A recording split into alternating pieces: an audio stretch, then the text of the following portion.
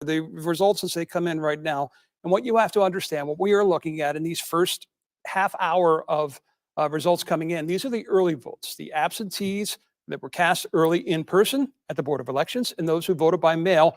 They are all tabulated leading up to Election Day, and they're able to put them out pretty much right away. So within the next 10, 15 minutes, we will probably see a third of all the votes that are cast in this election released here this evening. And then we're going to get dribs and drabs 8:30 pretty much on until 10 o'clock. But AP needing nothing further than to see what they are seeing in these early vote numbers to declare that Mike DeWine would be the winner over Nan Whaley, the former Dayton mayor, in that race for Ohio governor. Now, another close race that we are keeping a close eye on is, of course, one that the nation is keeping an eye on, and that is a race for U.S. Senate. Tim Ryan off to an early lead, 60 to 40%.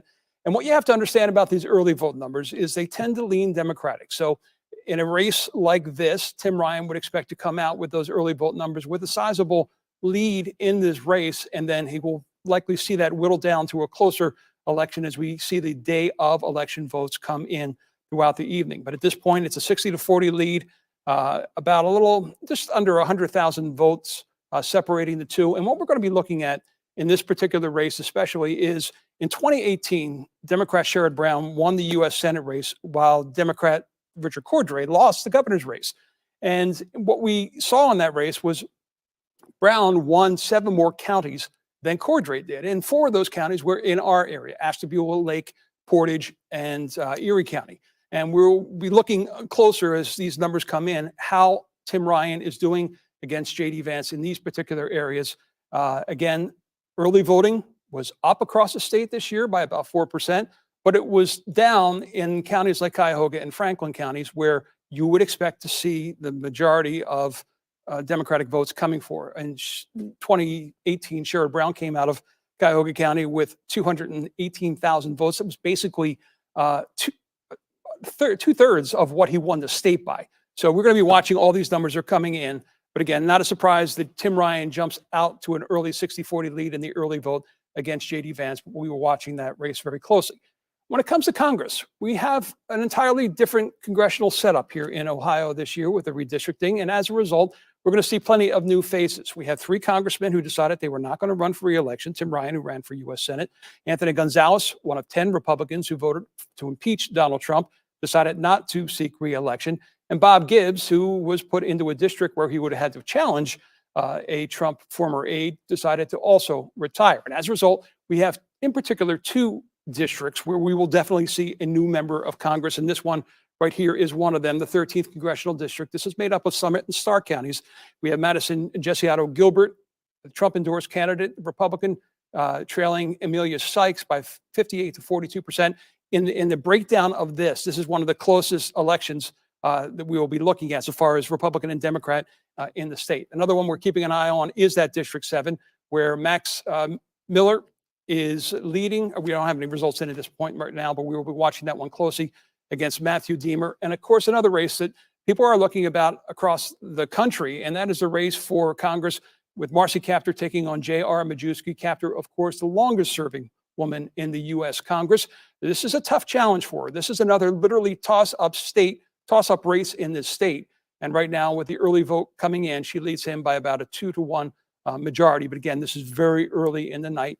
We expect to see more of these early votes released in the next couple of minutes. And then we're going to have that gap until the day of election votes come in. Stay with News 5 throughout the night. As soon as they come in, you will see them on our News 5 app, and we'll check in with you later.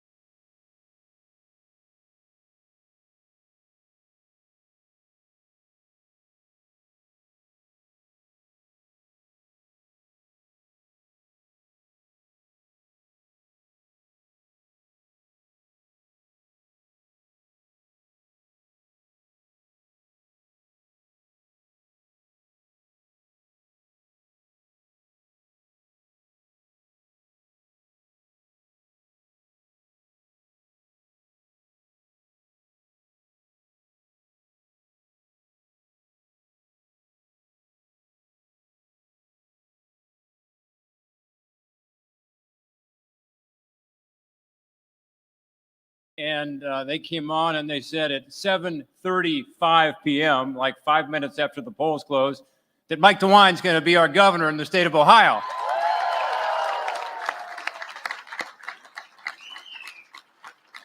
And this is a classic example of what Bob was talking about. You know, good policy makes good politics. Mike DeWine and John Husted have earned this. This is not just about running a campaign, it's about governing well. And when you govern well and make a difference for the people of Ohio, you get rewarded with re-election. That's exactly what's happening here. So again, you're supporting that cause. A lot of you have been involved in this, but you look at the jobs they brought to Ohio, and I've had a front row seat to a lot of this because I've been working with them on it, but these are not just good manufacturing jobs. These are great manufacturing jobs, and they're the jobs of the future. For our kids and grandkids, it's going to position Ohio well for the future. So that's what they're getting reelected for, because they're doing the right things for the people that we all represent. And then in the Senate race, there's not a projection yet, but I just got to tell you, as a United States Senator who cares a lot about who has the majority, I believe Ohio is going to lead us to a Senate majority by Republicans before the end of this night. And as you may have seen, the pundits have been talking about it for the past couple months. And for a while it was, well, you know, the Democrats have the momentum and this is not going to happen. And then it kind of started to shift. And then some of them kind of had to admit recently, you know what, it looks like it's going to be a pretty good night for Republicans. And that's certainly going to be true here in the state of Ohio. I've been around the state some with JD. I've seen the response he's getting. You've gotten to know him. People of Ohio have gotten to know him. And the policies he's talking about are the ones that Ohioans care about, right? So people are concerned about inflation and the economy and their family budgets. They are concerned about what's going on at the border because we're essentially a border state. We're getting overrun with this fentanyl that's causing overdose deaths at record levels. They do care about what's going on in their streets and their schools and public safety. So these are the issues JD's been talking about. That combined with his really compelling personal story. Ladies and gentlemen, later tonight there will be a projection on Fox News, I predict, saying that JD Vance will be the next U.S. Senator from Ohio. So again, thank you. Jane and I are grateful to each and every one of you for what you've done for us over the years and now what you're doing for these great candidates. We're going to have 4 more years in Ohio to be able to, again, show the voters that we have their interests at heart, that we're focused on them. We want to be sure each and every one of them can reach their God-given potential in life. That's what it's all about. And when we do that, we not only help here in Ohio, but we show the country a model where Republicans who are focused on good government are making a difference and getting rewarded for it. So God bless you for what you've done. You're going to hear from some great candidates here later tonight as we begin to truly celebrate. I love that it's called a victory party. You know, it's called a victory party every election, but tonight it will be very well named. Your victory. Congratulations.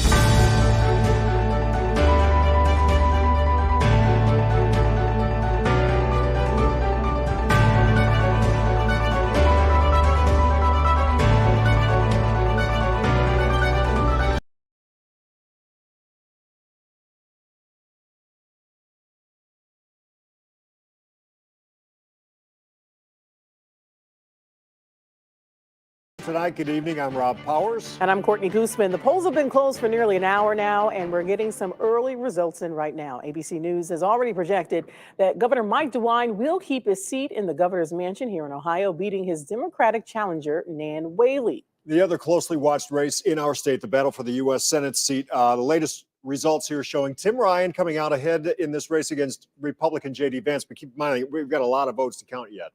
Right now, we send it over to John Kosick for early analysis of early results. John. And that is the key point. This is pretty much what we expected to see. Understand this. Early votes, either in person or vote by mail since 2016, have trended Democrat. And these are the first results that we see. Roughly a third of the total vote in the election. So we would expect to see Tim Ryan jump out to a lead on J.D. Vance, and then Vance close in as the day of election results come in. Votes that history has shown tend to go more Republican. Now, that Mike DeWine beat Nan Whaley is not a surprise. What was the speed with which it was called, right at 7:30. John Kasich carried 86 of 88 counties in 2014 over Ed Fitzgerald, and I'm not sure that was called that fast, but clearly when you look at the early numbers, she wasn't carrying the number that she needed to be competitive. Once that day of election results started to come in, we will continue to pour over the numbers as they come into us. Send it back to you. All right, John, we'll talk to you soon. And tonight, both candidates in the hotly contested U.S. Senate race here in Ohio are watching the results come in from different parts of the state. J.D. Vance is with Mike DeWine and other Republicans. They're at a watch party right now in Columbus, and that is where we find News 5's Morgan Trow live tonight. All right, Morgan, what is the mood right now? Rob, if you can see around me right now, it's starting to heat up. People have been very, very excited. There's also already been a few victory speeches from the GOP party people. And even though Governor DeWine was announced basically immediately after the polls closed, he had already been here. He had already been here seemingly preparing for his victory speech at the podium. And he isn't the only big name who arrived early. J.D. Vance was taking photos with supporters, and outgoing U.S. Senator Rob Portman is here, hoping to pass on that torch. Like I said, he gave an early victory speech, projecting Ohio will lead the country to a U.S. Senate majority of Republicans. And DeWine's team told me he is preparing to go on a little bit later for his victory speech, but we will keep you all updated on that. Back to you. All right, Morgan, we know it's going to be a long night. We thank you for now. And we go from J.D. Vance's camp to Tim Ryan's. It's on the other side of the state. Let's send it over to our Jesse Schultz, who is with Democratic Senate candidate Tim Ryan's watch party tonight. Jesse, what's going on?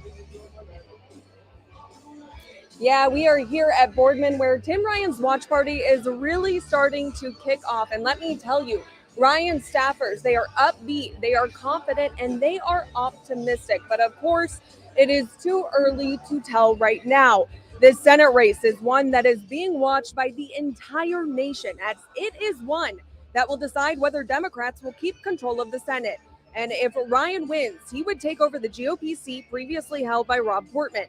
Ryan has served as a U.S. representative since 2003, representing the Youngstown area. And he is a Democrat, but has really branded himself as a moderate. And many have seen him kind of pull away from his own party during this campaign, as he has tried to attract voters from both sides in the middle of the aisle to join him in what he called the exhausted majority. He's run on workers first, economy first platform, as opposed to really getting into social issues. Now, again, it is too early to call here, but we are going to be here throughout the night as the votes come in, and a true winner really emerges in this close Senate race. But for now, reporting in Boardman, Jesse Schultz, News 5. Such a big night. We've got you covered in Boardman. We've got you covered in Columbus. John Kosick here in studio tonight. He is the man. He's got us everything here in studio, and you can stay on top of everything as the results come in. You can follow our News 5 app and news5cleveland.com. Now, we'll continue to bring you coverage on air and online. And of course, we're not done yet, but Good Morning Cleveland starts at 4:30. You can get the latest results there. We'll see you in just a bit.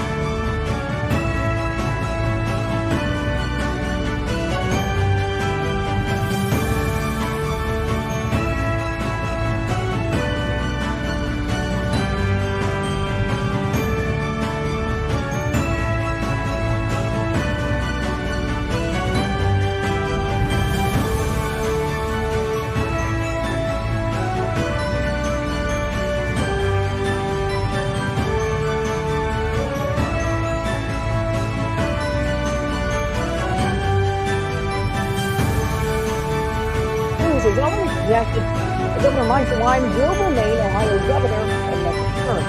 Cuyahoga County is voting for a new county executive. Early results show Democrat Chris Ronayne with a significant lead against Republican Lee Weingart. In Akron, so far, a majority of voters have voted yes on issue 10 to create a Citizens Police Oversight Board. And now we turn to our Delon Dillard, who's live from the University of Akron's campus, where students are tracking the results tonight. Hi, Delon. Hey there. Yeah, we are live in the Student Center here on the University of Akron's campus. They are holding a watch party. This is part of the Ray C. Bliss Institute of Applied Politics. Take a look here. There are dozens of students here, many of which from a multitude of political backgrounds. You have some individuals from the right, some who I spoke with from the right, who tell me they are happy to see that Governor Mike DeWine has won his campaign, his race. And then you have some people I spoke with from the left who are a bit disappointed that Nan Whaley did not win this campaign, her race. However, they told me they are not surprised that she did not win. You have individuals here who are more so in the middle, in the moderate. They are also just here to watch as these numbers continue to come in this evening. We, of course, will be here, continue to speak with people. You will hear from them throughout the evening as well. I'm going to send things back to you in the meantime in the studio. Courtney. All right, Delon, we'll talk to you a little bit later, and you can stay on top of all the results as they come in by following us on our News 5 app and, of course, news5cleveland.com. We're nowhere near done. Just keep it locked right here to News 5. Right now, we're going to send you back to ABC News for live coverage. We'll see you in about 25 minutes.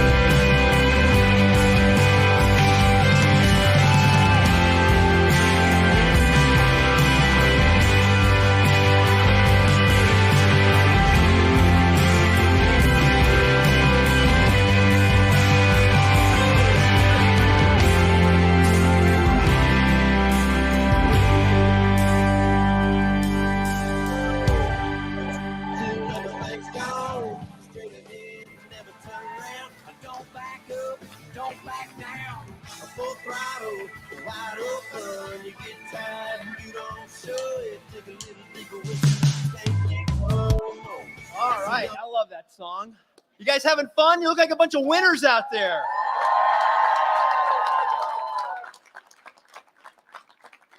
It's fun to see a bunch of smiling faces on election night. All right, well, let me just say thank you to all of you for being here tonight. I want to congratulate all the other candidates, and we got a lot of winners on this ticket tonight.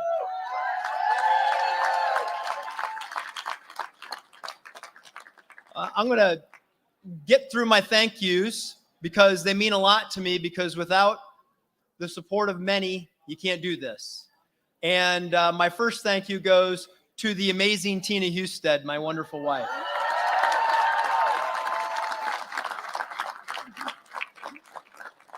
I want to thank my mom and dad who could not join us tonight. They adopted a little baby 55 years ago, and thanks, Mom and Dad.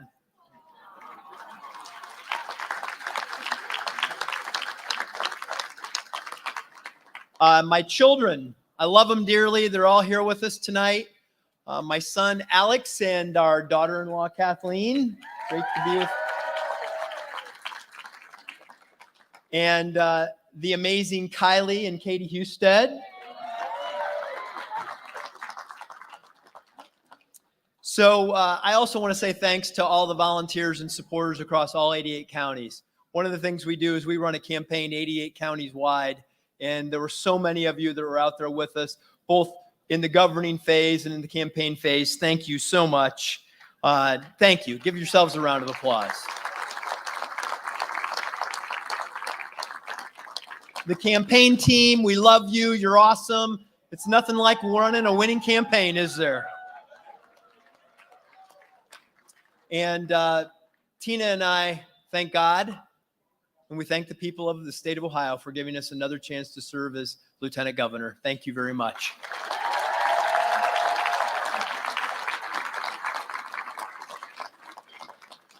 So you win your first term on hope. You win your second term when you deliver on that hope.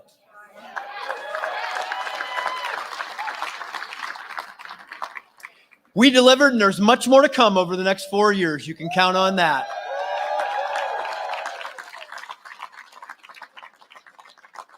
You can count on the fact that we will continue to fight to bring businesses to Ohio and the jobs that come with them, to create the best workforce in the nation. We love the work ethic of the people of Ohio, and we're going to continue to make Ohio the go-to state for investment and entrepreneurs, making Ohio the best state in the Midwest to do business. We will keep winning for the people of Ohio.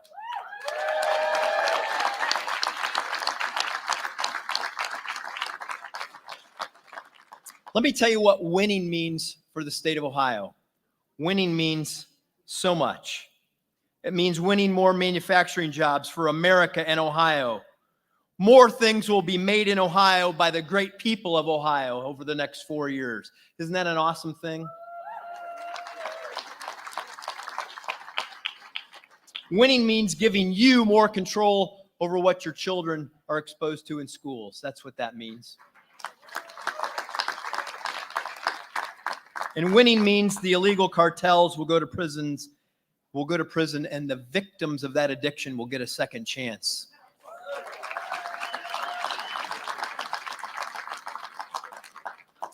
But winning means mostly that our children and grandchildren will never need to look beyond Ohio for an opportunity to live their version of the American dream.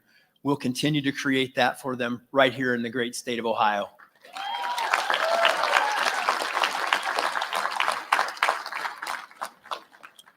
We will lead with humility and purpose, and we will continue fighting and winning for Ohio just like we've done in the previous 4 years, and you haven't seen anything yet. We're going to keep going.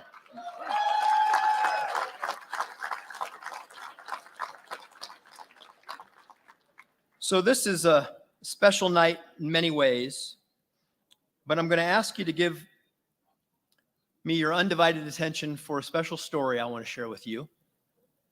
It's truly a special story. Tonight is the culmination of an amazing political story. the story of service and resilience. It started as a county prosecutor, and then a state senator, and then 4 terms in the U.S. House of Representatives, a term as lieutenant governor, 2 terms as a U.S. senator, 2 terms as attorney general, and tonight you made him a 2-term governor.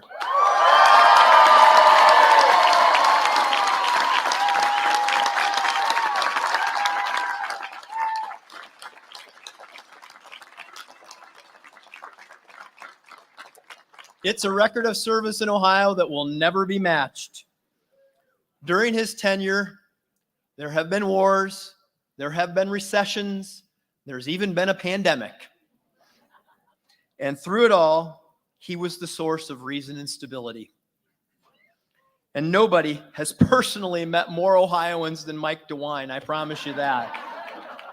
Heck, he's probably had more selfies with people than most anyone's ever met. And through it all, he's been blessed to have by his side in this journey a strong woman who has made him better, a caring wife, a tenacious campaigner, and a servant in her own right. And through it all, they raised 8 children and 26 grandchildren. An amazing story.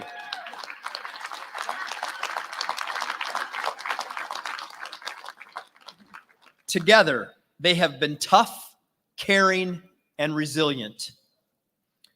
And while he has much left on his agenda to accomplish, nobody, I promise you this, nobody will ever do more for the children of the state of Ohio than Mike DeWine has.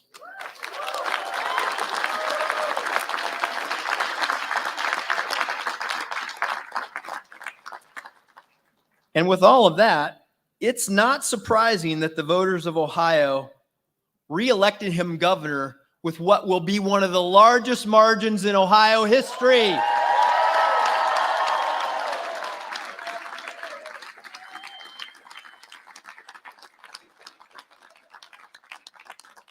Tina and I are proud to serve with them. And let me introduce Ohio's governor and Ohio's next governor and First Lady, Mike and Fran DeWine. This is our moment. This is our time. And we ain't holding back. We're laying it on the line. This is our destiny. It's time not to shine. This is our moment. This is our time. This is our moment. This is our time.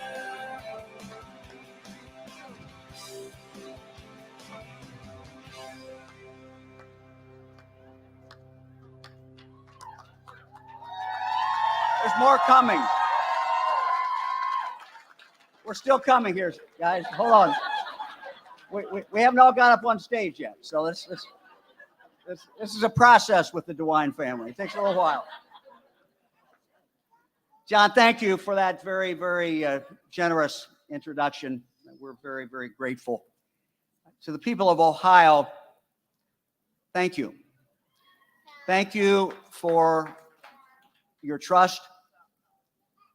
Thank you for giving us the opportunity to continue to serve. And thank you for giving the most precious thing you can, and that is time and opportunity for us to continue to work for you. Thank you for that time.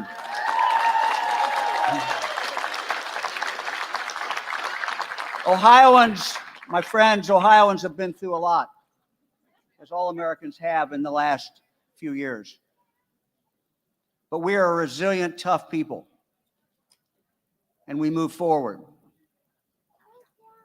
When I talk to businesses about coming to Ohio, and John and I do this all the time, we have a lot of good stories and a lot of good things to tell, whether it's our abundance of water, our location, our great infrastructure, and we go on and on. But in the end, it comes down to the most important thing, and that is our people. We have great people in Ohio. So to the people of Ohio, thank you. Thank you for giving us this chance.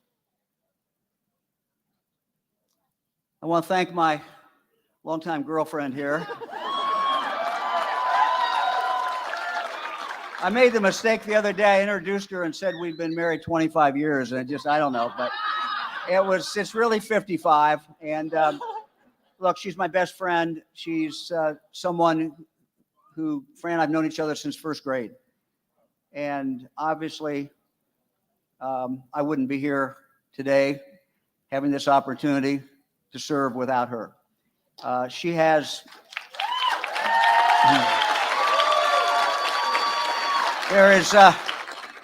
there's no one that can outwork her.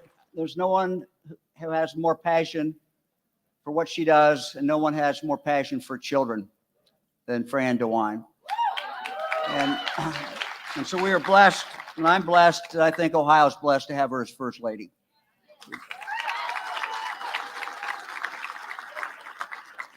She had a passion for literacy, getting children ready for kindergarten. And the Dolly Parton Imagination Library, those books are now reaching over half the children in the state of Ohio, 0 to 5.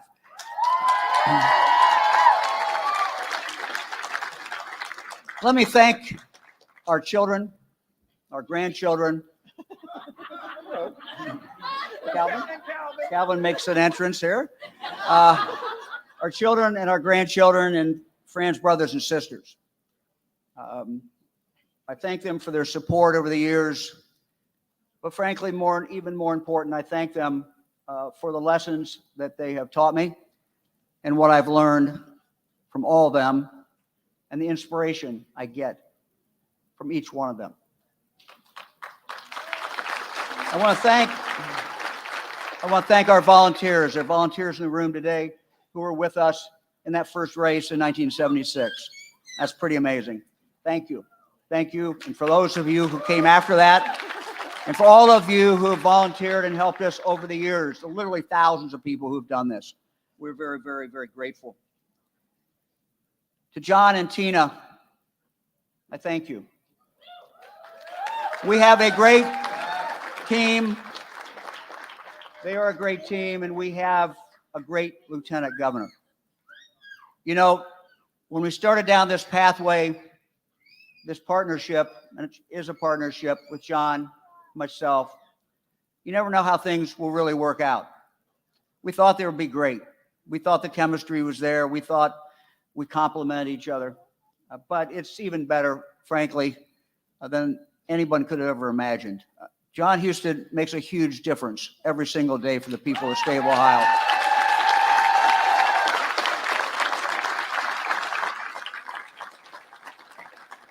And I am honored to have him by my side for 4 more years. My friends, this is our time. It's Ohio's time. It's Ohio's time in history. Things are coming our way. This is a great manufacturing state. And again, the thing, though, you can talk about all the assets that we have, but the most important thing is the people. Think about it. We're a state of people, we just get up in the morning, we go to work. We're people who get things done. We solve problems. We don't whine about them. We just go solve them. We make things. We invent things. We do things. That's the asset that we have. There's no better place to live. There is no better place in this world to live. There's no better place to live than Ohio. There's no better place to raise a family. There's no better place to start a business. There's no better place to grow a business. And right here in the Buckeye State, this is the place to be.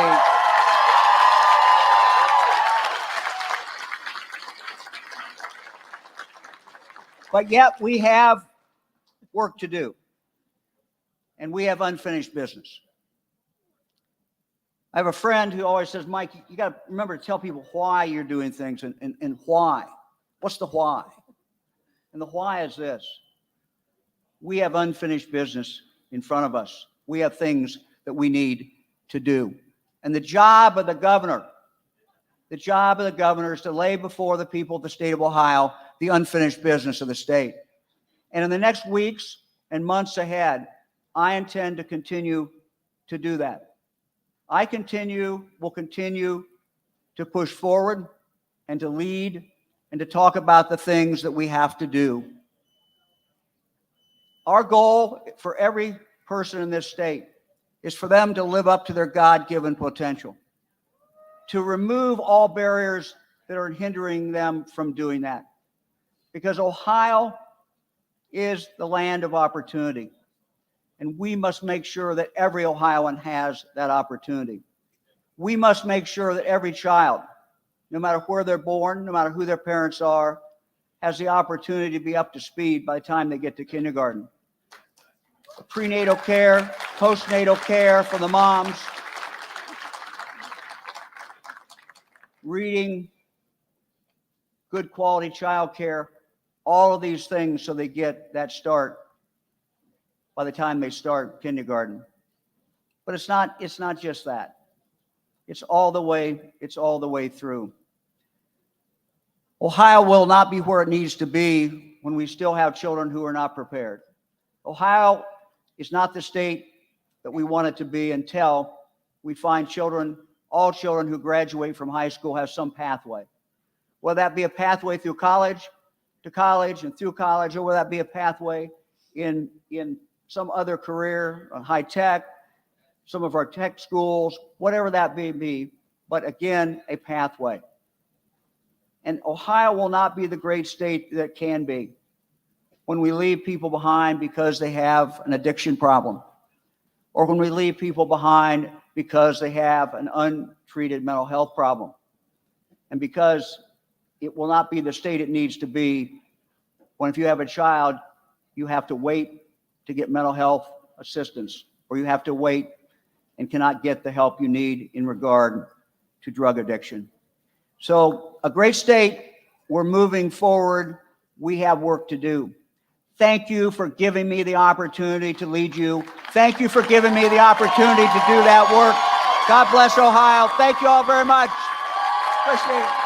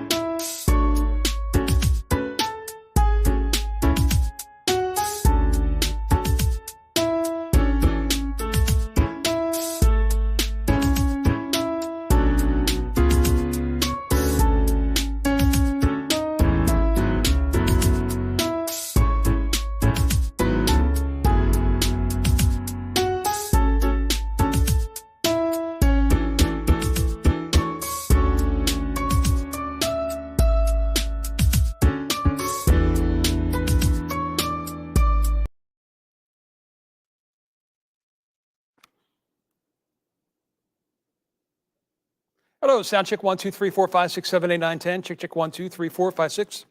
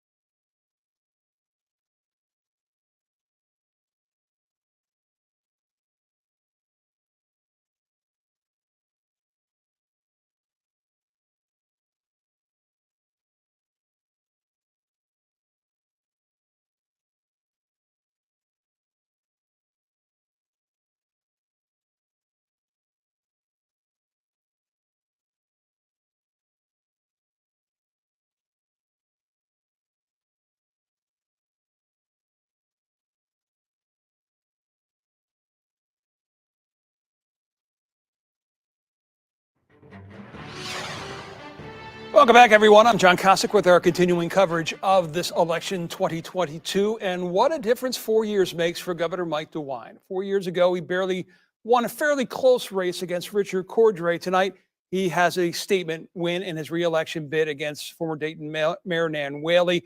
Declare the winner pretty much at 7:30 as soon as the polls close. John Kasich carried 86 of 88 counties back in 2014. I don't think they called that race that quickly that year. So it is a statement win for the 75-year-old governor as he goes into his second term, likely his last election in public office, a man who has been in there for so many years as lieutenant governor, senator, congressman, and attorney general. He will be going into a second term as governor of the state of Ohio. The other race that everyone has their eye on tonight, and that is, of course, the race for U.S. Senate. We said when this one was 60-40 in Tim Ryan's favor earlier in the night that this is a race that would close fast. It has. J.D. Vance going out to a lead of about 80,000 votes at this point as the day of votes continue to come in. We've been watching a lot of different things with this particular race. We knew the Democratic votes were going to be there early in the early voting. Traditionally, they have been since 2016, and that's why we saw Ryan jump out to a lead. The question was, would it be a large enough lead for him to hold over J.D. Vance as that day of election vote came in? One of the things Sherrod Brown did in 2018 was carry 7 more counties than Richard Cordray did in losing Cordray losing and Brown winning. We've been watching those counties, and Ryan has been able to stay with some of those, Portage, Stark County, among the others, but he's trailing in some others. So we're going to continue to watch that race as the day of votes come in.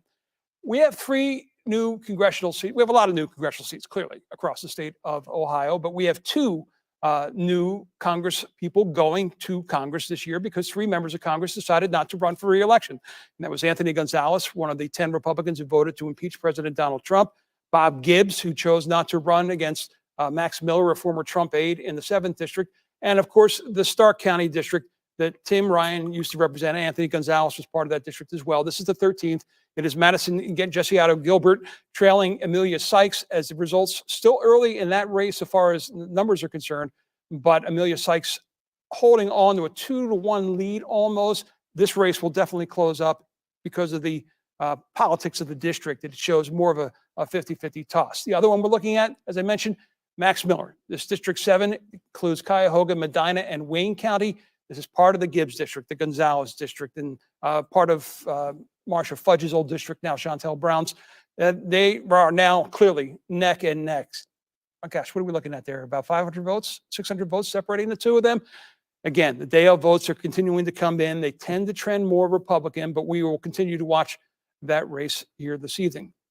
The other one, District 9, Marcy Kaptur, the longest serving woman in the U.S. Congress ever. First elected in 1982. She is in a neck and neck battle with J.R. Majewski, a Trump endorsed candidate out in that part of the woods. Again, her Snake on the Lake district used to stretch into Cleveland. Now it stretches west in a snake-like manner to the end of the Ohio-Indiana border. But she currently is holding on to a lead there, 57 to 43%, about 20,000, 19, or bad at math, about 15,000 separating the two, 13,000. But we will continue to watch this race and all the other races throughout the area as they continue to come in this Decision Democracy 2022. It has been an exciting night and one we will continue to follow, not only these particular races, but throughout Northeast Ohio. For now, we're going to take a break. Be sure to keep it here on News 5.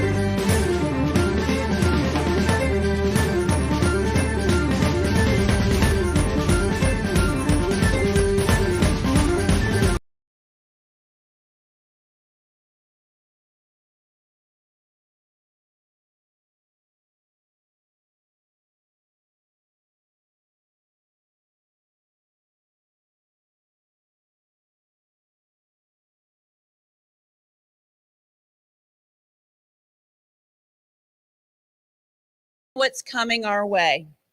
A complete abortion ban. A ban that will prosecute doctors, subpoena medical records, and kill women. But we still have the power to stop it. Since Roe was overturned, I've said we need to take this issue directly to voters with a ballot initiative to codify abortion rights in the Ohio State Constitution. That starts now.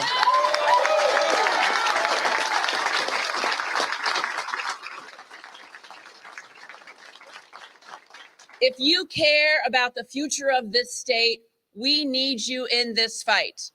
Tonight, we can mourn this loss, but tomorrow we get back to work. The last 20 months have been filled with the highest of highs and some of the lowest of lows. And while tonight wasn't the high we had hoped for, I still believe in Ohio. I still believe that our citizens deserve better than what they're getting. And I believe in the people of this state to get us there. I'm going to keep fighting for Ohio, and I sure hope you all will still join me. Thank you so very much. All right, so that was Nan Whaley's concession speech. She is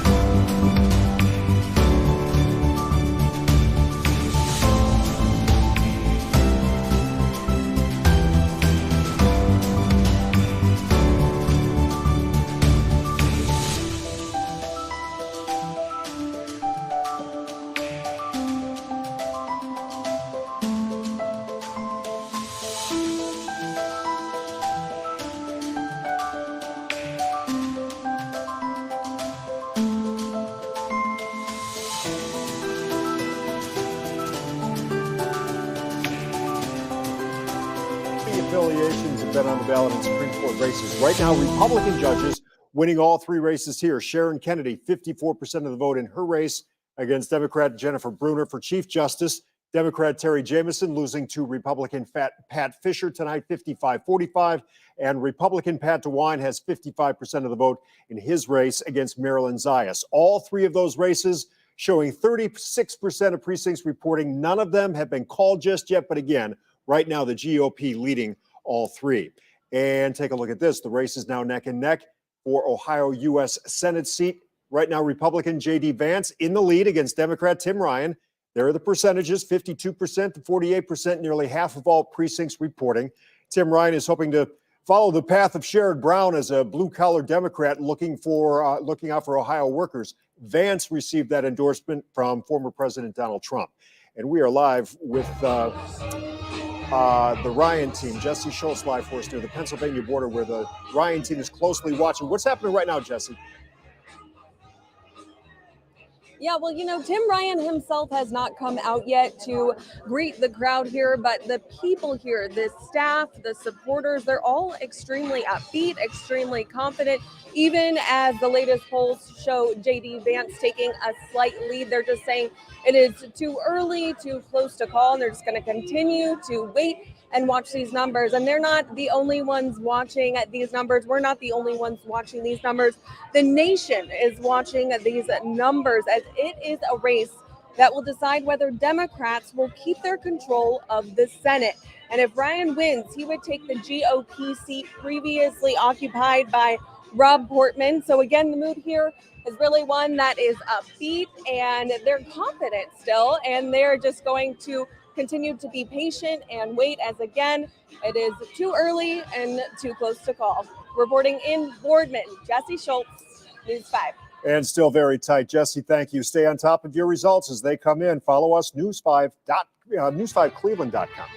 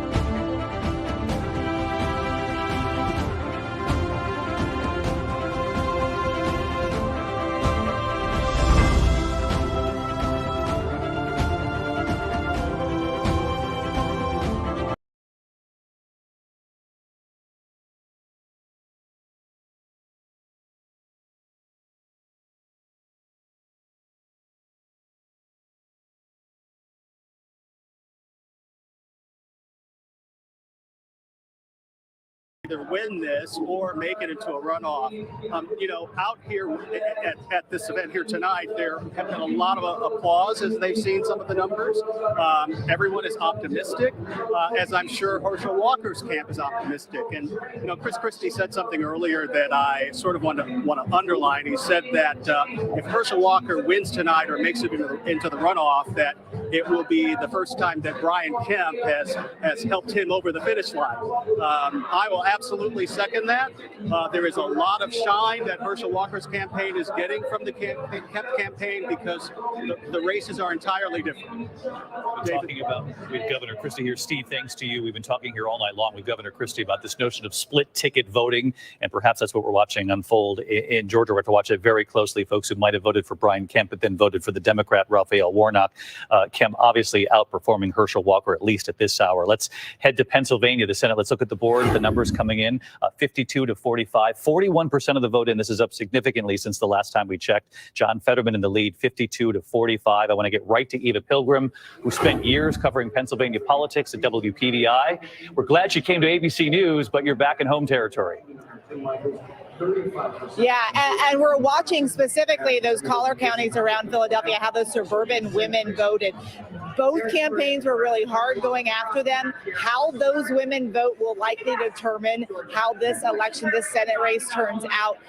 And one of the things that we have heard from the campaign here, Fetterman's campaign, is that they are feeling cautiously optimistic. They're looking at those rural counties and looking at how Oz is performing versus Trump previously. So we're keeping an eye on that as well tonight, David. Eva Pilgrim in Pennsylvania tonight. Again, the Fetterman campaign cautiously optimistic at this hour, but still early in the game in Pennsylvania. We head up to New Hampshire now, where Senator Maggie Hassan, the incumbent there, is looking to try to hold on to her Senate seat. The polls had tightened significantly in the final days before the election, but tonight, at this hour anyway, with 38% of the vote in, she holds a sizable lead of 57 to 41%. I want to get to Mary Alice Parks, who's in New Hampshire tonight for us. And Mary Alice, you interviewed Maggie Hassan, and I love what she told you. She said New Hampshire voters, and Martha, you and I were talking about this earlier, she said they are wicked independent. Yeah, wicked independent. 6 years ago, she only won her race by 1,017 votes, and her team is still bracing for a race that could end up that close. They, of course, are liking some of these numbers that they are seeing, but they were texting me saying it still could be a very long night. And her challenger, Don Baldick, he came out here. He addressed the stage here and the crowd here. He actually led the group in some country music, and he said he's still holding out hope. Every team, both sides, really bracing for the fact that this could still be a nail biter. If she does pull this out, David, I have to tell you, I'm thinking a lot about my conversations with voters just today and how many women came out of the polling booth and said that they were voting on the issue of abortion. They did not believe that government had a role to play here. This is the live free or die state, and they hit that idea of freedom and wanting to make sure that a woman had a right to choose, David. Again, as Mary Alice Parks reports, Maggie Hassan there on the right, she had only won by 1,017 votes in 2016 when she was elected, hoping to win re-election tonight. We want to go to Ohio now, where the Democrat Tim Ryan is up against J.D. Vance in that state, both of them trying to fill Rob Portman's seat. Tim Ryan, look at this. This is a change since the last half hour that we checked. 67% of the vote in. Rick Klein's over at the big board. We're going to go to him in a second. He's going to talk about the blue mirage we were expecting earlier in the night. J.D. Vance now taking the lead in that state. We're going to ask Rick to show us some of the counties that explain why he's now in the lead. And in North Carolina, the Senate at this hour, you've got Sherry Beasley and Representative Ted Budd in that North Carolina Senate race. Before we go to North Carolina, you have it up on the screen now, Lily, 47. Ted Budd now in the lead there as well, 50 to 47. Again, this could be another case of the blue mirage in the beginning. We'll ask Rick. He's standing by on that. But first, Alex Brachet is in Ohio. And Alex, there had been so much talk that Tim Ryan was holding on early in the night here. Still early in this race, but doing better up against J.D. Vance than some thought he would. This was very tight going into this race, which for a Democrat in Ohio was something that they liked seeing. But again, they want to win tonight, like J.D. Vance does too. That's right, David. I'm here at the GOP watch party tonight, and the theme tonight has been taking care of business. They've been playing that song all night. Obviously, an early win for Governor Mike DeWine, projected as the winner. But in the last half hour, we've seen J.D. Vance overtake Representative Tim Ryan. That is a race that has been closely watched here. And many voters that we've talked to for the last week telling us that that race comes down to the economy. Alex Prochet at Ohio. Alex, thanks so much. And as I mentioned, it's not just Ohio. Take another look at North Carolina, the Senate race we were talking about earlier. Didn't get a lot of attention, though the race was fairly close. Sherry Beasley had a lead in the beginning of the night. Now Ted Budd, the Republican congressman from a rural district supported by former President Trump, now in the lead 50-47. Again, another one of these cases where Rick is going to break this down for us. I want to get to Stephanie Ramos in North Carolina. Stephanie, Sherry Beasley's camp was excited early on, but they also knew this is the possibility of the way the night unfolds, given where they're bringing the votes in first.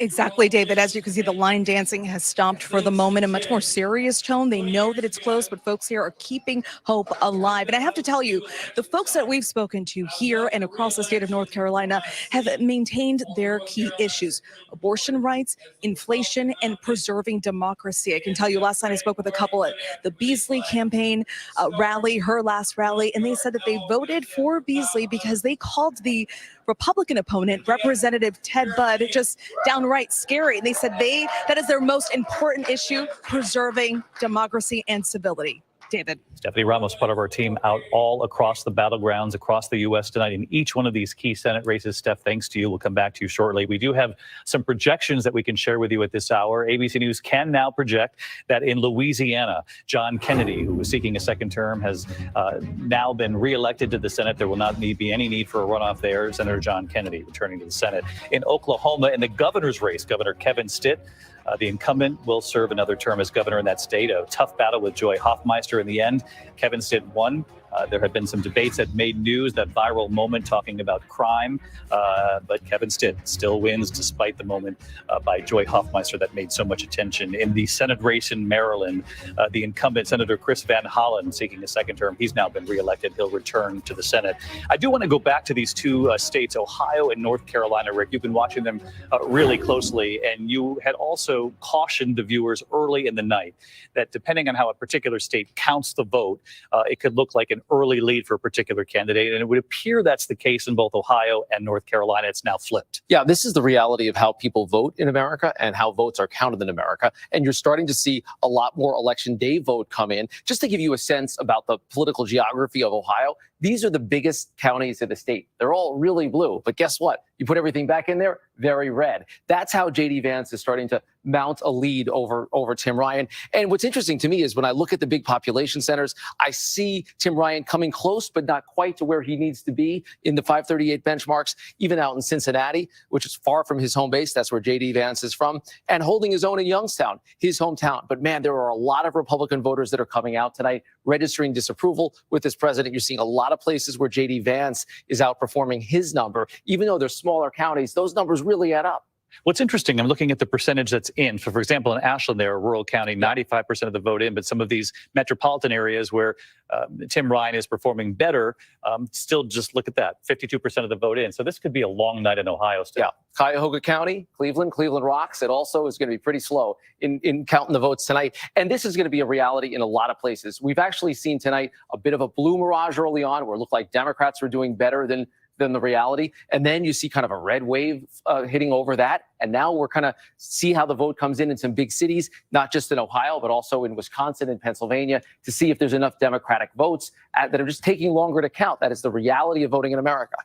Donna Brazil, the fact that Tim Ryan's still in this game and you see these metropolitan areas still need a lot of vote coming in. What do you make of this? Well, you know, I'm familiar with Franklin County. I'm familiar with, of course, Cuyahoga counties. But as you well know, there are some other pockets of Democratic support, Lucas County. I think this is going to be a good night for Tim because typically those big cities, those urban areas, and even some of the counties outside those areas will pick up votes as the night goes on. So Tim should be proud of himself. What do you make of this, Governor Christie? You know, we saw Governor DeWine win very early in the night, extremely popular there. And you have to believe that the wins of DeWine's victory will help J.D. Vance. It definitely will. Look, you have to really be a bad candidate to have a governor win by that much and be underneath him and not wind up winning. I think that's why Vance will win. But this ticket splitting thing is interesting. Right now, Herschel Walker's running 150,000 votes behind Brian Kemp in Georgia. 150,000 votes. By the way, John Fetterman's running 135,000 votes behind Josh Shapiro, yeah. Right? And Oz is running 100,000 votes ahead of his gubernatorial candidate, Mastriano, right? So you start to look at this and you're seeing that voters are smarter than everybody gives them credit for. They make qualitative judgments. They look at Georgia, they look at Brian Kemp, good job as the governor, fought Donald Trump, protected election integrity. We're voting for him. Herschel Walker, they have some doubts. 150,000 fewer. On the flip side, you look at Fetterman and Shapiro. Shapiro, very strong gubernatorial candidate. Fetterman running 135,000 votes behind him. Maybe it's the health issue. Maybe it's some ideological issues. Maybe it's both. But voters are smarter than people give them credit for. They're not myopic. They just don't vote down the ticket. When you talk about Doug Mastriano, though, this is someone who was involved in January 6th, helped with getting busloads of people there, if I'm not mistaken. Josh Shapiro, much more moderate in the state. It's not surprising that this would be a scenario, perhaps, of a state with split-ticket voters. Well, sure. Once you decide that Doug Mastriano is your nominee, it's not surprising at all. I mean, that's the issue, and so that's the problem. Josh Shapiro is a good candidate. But could you have found perhaps the former Republican U.S. attorney in Philadelphia who was a candidate in that race? I suspect he would have run significantly better than 42% of the votes statewide. He's someone who said he investigated the election and didn't find anything to prosecute in Pennsylvania on the election. That led Donald Trump to support Mastriano and not him. But you're telling me that he wouldn't have done better than 42%? I don't know if he would have beaten Josh Shapiro. We would have done better. This should have been a year in Pennsylvania. This should have been a really good year for Republicans, given the environment, given the unpopularity of Joe Biden, given anxiety about the economy, about inflation. I mean, think about it this way. If it looks like, Shapiro wins here, as it looks like it's headed in that direction, this will be the first time that the Democrats have won 3 consecutive governor's races in Pennsylvania since the 1840s. Yeah. Since before there was a Republican Party. I mean, that was the Whigs. And real quick before we go to break, I want to get the exit from Pennsylvania. You were checking about this issue of Dr. Oz. I know he has a house there now, but this became a big issue. Correct, exactly. That as well as Fetterman's health, and both of them are interesting. If you take a look at the question here, has Oz lived in Pennsylvania long enough to represent the state? Look, overwhelmingly, 56%. This is Republicans and Democrats said no. Now, again, he said that he rented a house. It was his in-laws' house in 2020, bought a house one month after he announced. But one thing, just being a South Jersey girl, that was really significant outside of where the Philadelphia Eagles play, the Fetterman camp put a huge billboard up last month saying Dr. Oz is a Cowboys fan. Now, those are fighting words for Philadelphia. A fellow Cowboys fan we all picked up on that. Over here. And then if you look at Fetterman's health as a question, is Fetterman in good enough health to represent the state? Not so much of a difference there, 50%. So he's kind of squeaking it out. And when you look at when he had a stroke in May, there were polls in September that showed him 10% up, and that has really gone away. All right, we have a popular governor who won re-election tonight standing by on the other side of this break. We're going to ask him some questions about where the country is headed next. We'll talk to Governor Sununu of New Hampshire. He'll also weigh in on that Senate race. Maggie Hassan up against Don Bolduc. He is standing by on the other side of the break. Don't go away. Our whole team right here throughout the night.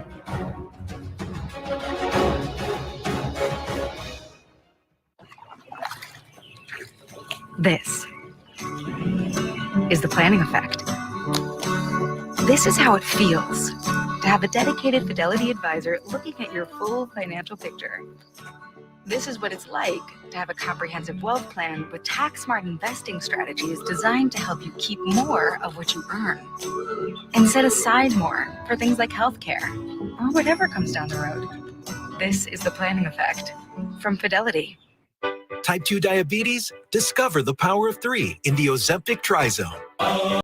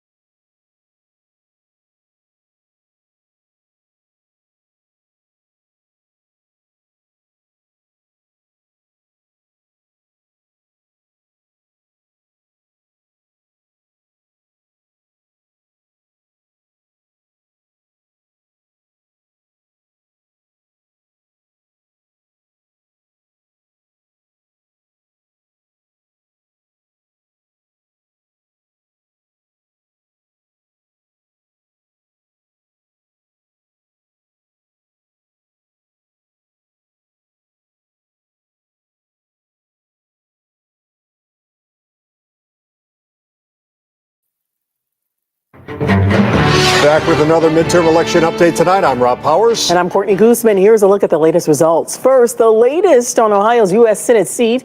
It's a race the entire nation is watching right now. Democrats are hoping for a chance to flip that seat blue after Republican Rob Portman decided not to run again. But right now, Republican J.D. Vance is holding on to a lead in the race, which remains too close to call, with 61% of precincts reporting right now. Okay, we have crews with both campaigns tonight as they watch the results come in and wait to see which speech they have to give later tonight. We're going to start with Morgan Trout in Columbus with the Ohio GOP. Yeah, Rob, this race is one of the only ones that has not been called, but it's the race that everybody here is hoping to see will go their way soon. You know, we saw J.D. Vance a little bit earlier today going to a private dinner. We also saw him when he was voting, but he has not made himself available to talk to us, and he hasn't been able to speak at the podium either. We've heard that he is just watching with his family right now, but we will be on it, and we will make sure that we hear him whenever he does speak. Right now, like you said, his lead over Tim Ryan, it keeps growing as the time goes on and as more ballots keep counting. And the Hillbilly Elegy author will be out here if he does win, but people here are saying that it will be when he wins. It just is all a matter of time. But Jesse, I know Jesse's up in Youngstown right now with the Tim Ryan campaign. Jesse, what's it like? Yeah, hey Morgan, we are here at Tim Ryan's watch party, and I will tell you, about a few hours ago, people were extremely upbeat here. Now that has faded slightly as J.D. Vance's lead continues to grow, but people here are still saying it is too early to call. Now, this Senate race is one that is being watched by the entire nation, as it is one that will help decide whether Democrats will keep control of the Senate. And if Ryan wins, he would take over the GOP seat previously held by Rob Portman.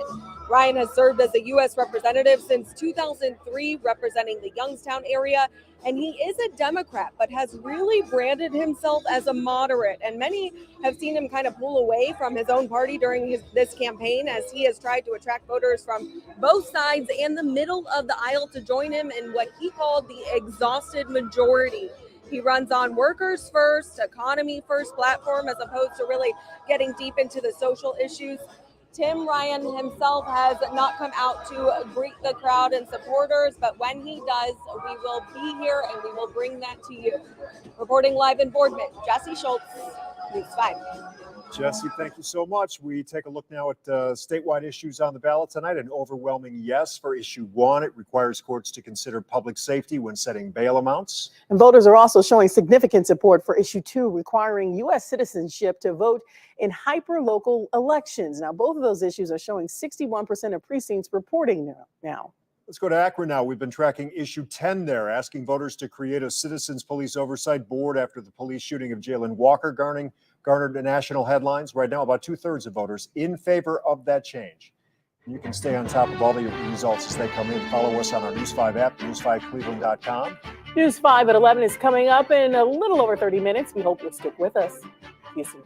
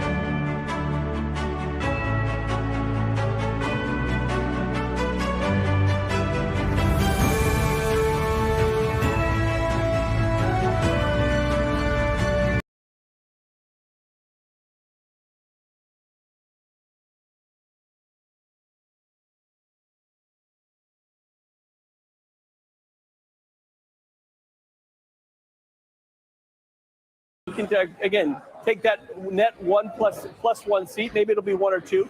It'll be interesting because I think we all know that we're likely to get lawsuits in maybe Pennsylvania, maybe a runoff in Georgia, maybe lawsuits in Arizona. So I'm not sure if if the dust is all going to settle tonight. But here in New Hampshire, we had a great night.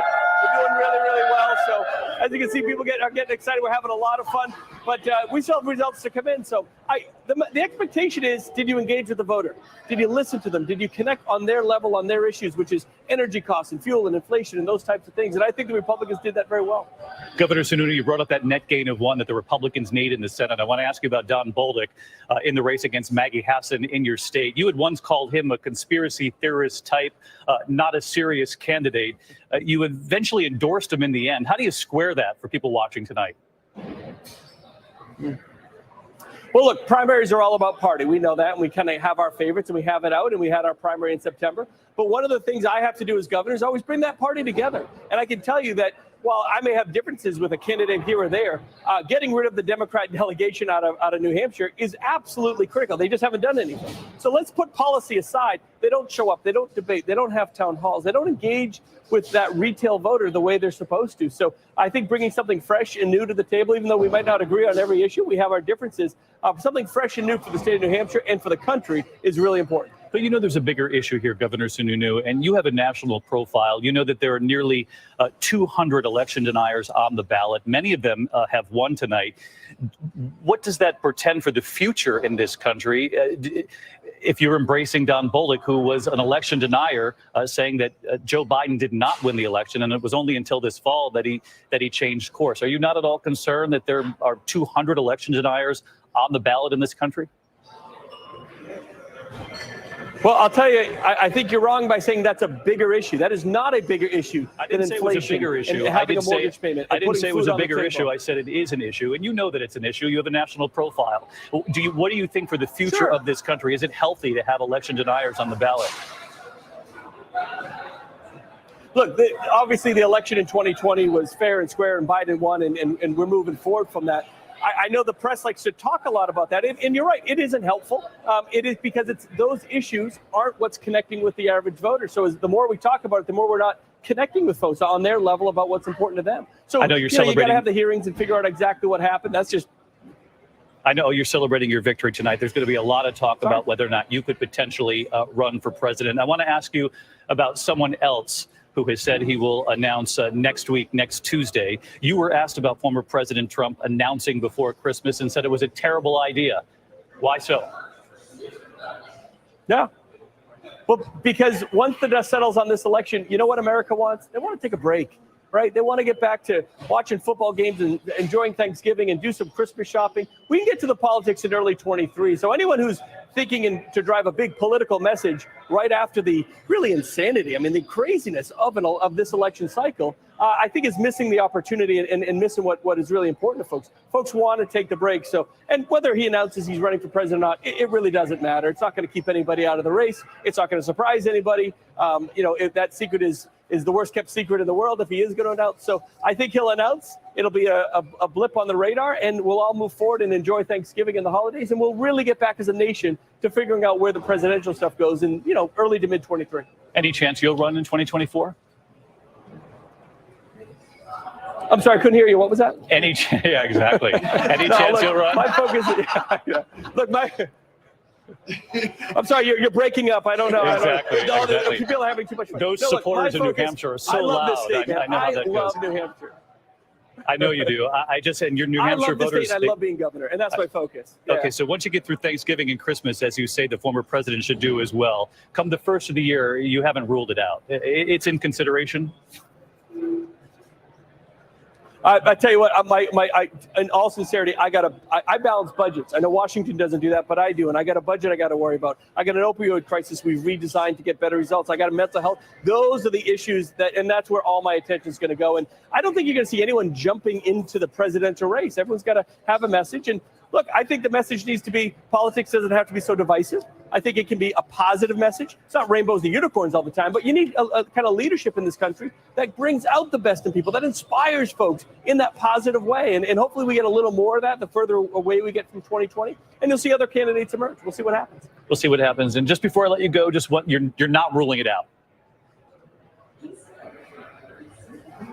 Oh, I'm not even thinking about it. I'm not even thinking about it. So I don't rule anything in. I don't rule anything out. I don't make promises. I don't break promises. So that's just where we go. All right. Governor Sununu, who's been reelected in the state of New Hampshire. Say hello to your supporters there behind you, and we sure do appreciate you taking some time for us tonight. I know you're watching the Senate race. Did I dodge? Did I dodge that? You well did. enough? You dodged. We'll see you in 2024. Thank you, Governor. Thank you, Governor. Back here in the studio, Governor Chris Christie. What do you think of that? I mean, obviously he's not saying he's not considering it. He's just not ready to go there yet. Look, Chris is a smart guy, and he's been a very good governor, and that's why he won by as much as he won by tonight and as early as he did. And so, look, there's going to be this idea that somehow, Donald Trump is going to drive a whole bunch of people out of the race if he announces next week is just silliness, in my view, because anybody who wants to be president, if you're going to not get in because someone else announced, then you probably don't have what it takes to be president to begin with. So I think Chris is doing the right thing. He just won. He's not going to answer your question, because he probably hasn't even talked to his wife about it yet, let alone talk to the people in New Hampshire who just sent him back. And, we talked earlier about Trump and what would happen tonight if some of the candidates he endorsed won and some of them lost. And I said to you, I predicted to you that he would take all the credit if they won and none of the blame if they lost. Here is his quote on TV tonight about tonight's results. Well, I think if they win, I should get all the credit. If they lose, I should not be blamed at all. All right, Governor Christie. So I don't know. I think I know the guy. I think you do.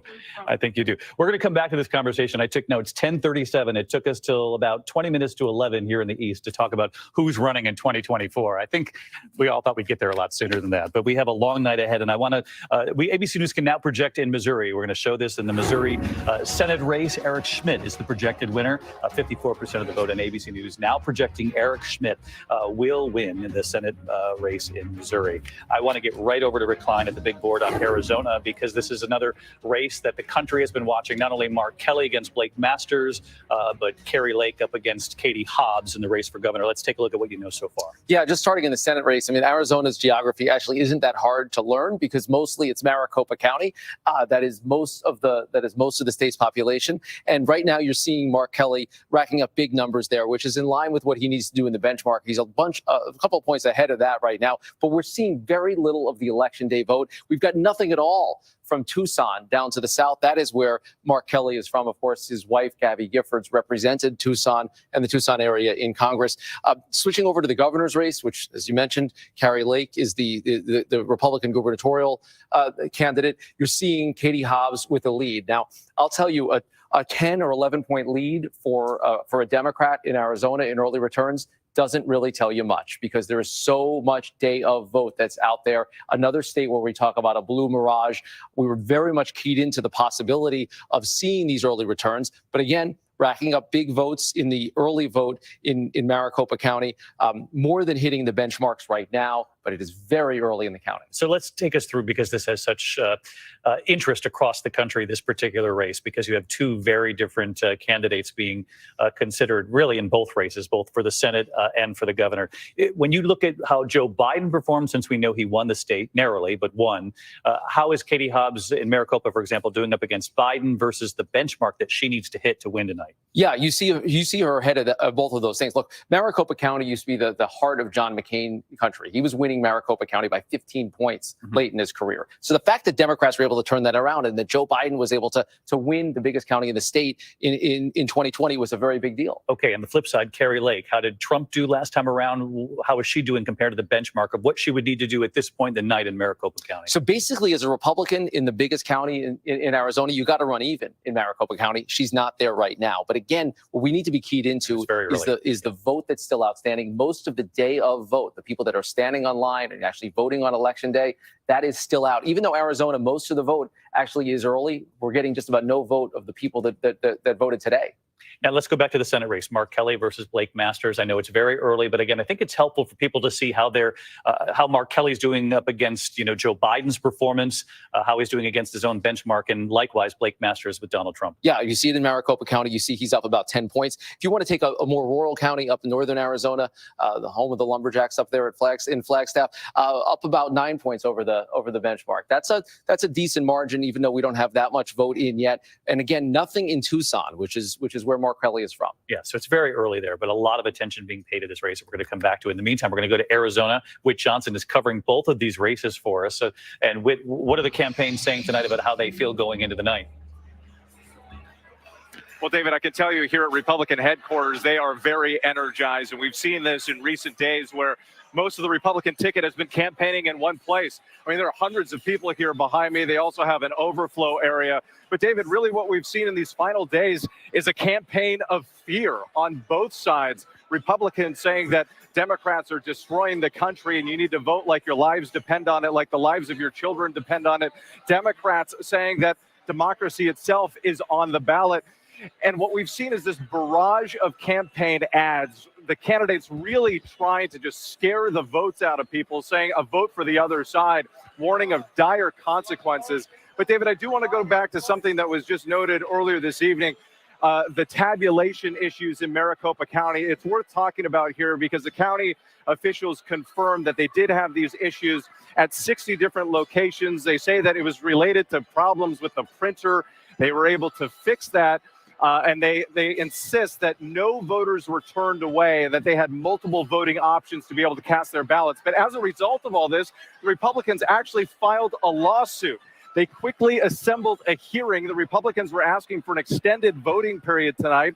A judge took a look at this and actually denied the suit. So in the end, the polls closed. We saw that first batch of results coming out, but so much at stake, both for the Republicans and the Democrats in this race, David. Whit, excellent. We'll come back to you shortly here. Mark, if we could put back up the slates for both the Senate race and the governor's race. First, the Senate, Mark Kelly. This is with 51% of the vote in. 51% of the vote in now. Mark Kelly leading 58% to 39% for Blake Masters. Again, this is Maricopa County. This is also the mail-in vote that they count first in Arizona, which in the past historically has leaned Democratic. And in the governor's race, Katie Hobbs 57% with 50% of the vote in to Kari Lake's 42.9. Again, it's early, but John, this is still attention grabbing. Yeah, I mean, but very important note of caution here. As we look at these results, it looks like Katie Hobbs is really building up a lead over Kari Lake. It looks like Mark Kelly is really building up a lead over Blake Masters. It also looks, by the way, like Mark Fincham, another person that was at the Capitol on January 6th, Secretary is also of State, losing, right? running for Secretary of State, is also losing from a slightly bigger margin. But look, they count the early mail-in vote first in Arizona. And there was a big emphasis in this race by a lot of the Republicans, especially the pro-Trump Republicans, to say, we are going to vote on Election Day. We don't trust mail-in voting. So there's going to be a lot more Republican votes to be counted in Arizona. But even so, David, this is going to become a very interesting race to watch over the course of the night because you are seeing a significant lead with a significant chunk of the vote in, over 50% of the vote in for the Democrats. But don't bank it yet. That there is certainly a bit of a blue mirage here in Arizona. Well, and Kari Lake told you in that interview, they call it Election Day for a reason. She was encouraging day of voting, was she not? Look, in 2020, 91% of Arizona voters voted early by mail. In the primaries in August, 85%. This includes the majority of Republicans. But Kari Lake's position is that there shouldn't be that kind of early voting, that you should vote on Election Day and that you should have your results by election night. All right. We also have news coming in. John, thank you. Also has news coming in on two key House races tonight. Again, Republicans need a net gain of 5. These are 2. One is a flip. One is a Democratic victory. We're gonna dive into both of them with Rachel Scott. She's standing by at the board right after the break. Our live coverage of Election Night 2022. And again,